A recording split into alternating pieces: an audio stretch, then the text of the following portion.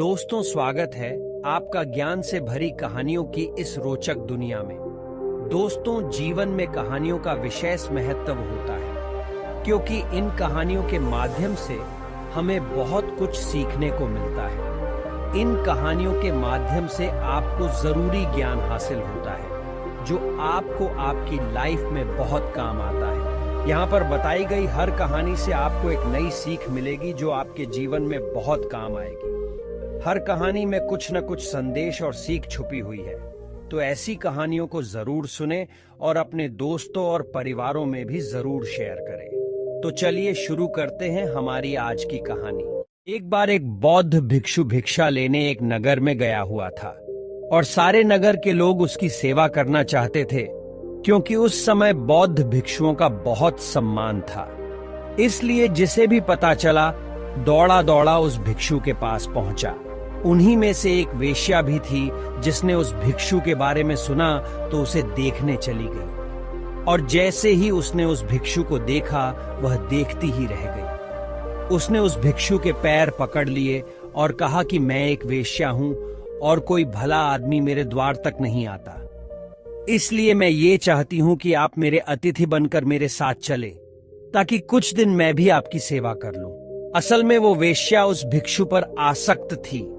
उसने आगे कहा कि हे महात्मा, मैं भी कुछ धर्म कमाना चाहती हूं और ये भी हो सकता है कि मेरे भी मन में कुछ ऐसा भाव आ जाए कि मेरा भी उद्धार हो जाए। सभी नगरवासी उस वेश्या की बात सुन रहे थे और इससे पहले कि भिक्षु कुछ कह पाता वे बोल पड़े कि तुम क्या कह रही हो? एक बौद्ध भिक्षु तुम्हारे कोठे पर कैसे जा सकता है?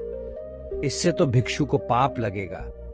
नगरवासियों की बात सुन वेश्या ने कहा कि मैं इन्हें अपने पाप को मिटाने के लिए ही अपने साथ चलने को कह रही हूं। उनकी बातें सुनकर भिक्षु ने कहा कि मैं अपने गुरु बुद्ध से इसकी अनुमति लूंगा। यदि वे कहेंगे तो मैं आपके साथ चलूंगा। ये सुन वेश्या ने कहा कि मैं इंतजार करूंगी। इतना सुनकर नगर के सेठ ने कहा कि हे महात्मा, ये पापी है, आप मेरे साथ चलिए, इसका कोठा आपके जाने लायक नहीं है। इतना सुनते ही वो वेश्या बोल पड़ी कि तब तो इस नगर वाले सारे अमीर पापी हैं, वे सभी मेरे पास आ चुके हैं और सेठ जी आप भी तो मेरे पास आते हैं, तो तुम पाप से कैसे मुक्त हो?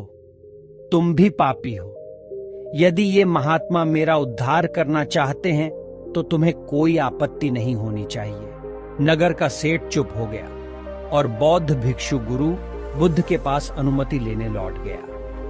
गुरु के पास पहुंचकर उसने अपने साथ हुई घटना के बारे में अपने गुरु को जानकारी दी। गुरु के सभी चेले ये बातें सुन रहे थे और सोच रहे थे कि अब गुरु क्या कहेंगे। कुछ चेले सोच रहे थे कि अनुमति नहीं मिलनी चाहिए और कुछ ऐसे चेले भी थे जो चाहते थे कि अनुमति मिले ताकि वे भी कल को किसी ऐसे स्थान पर रहकर कुछ समय बिता सकें।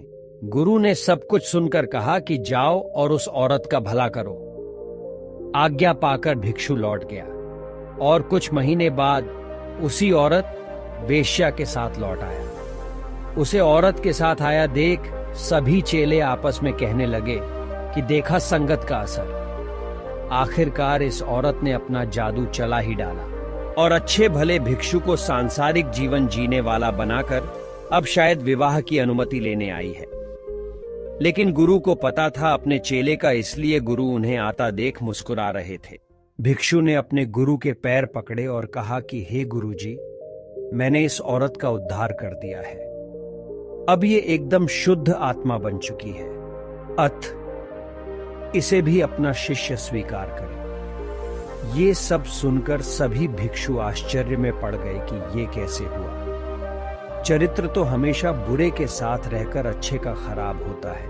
हमें बचपन में यही सिखाया जाता है कि बुरे के साथ रहकर तुम भी बुरे बन जाओगे।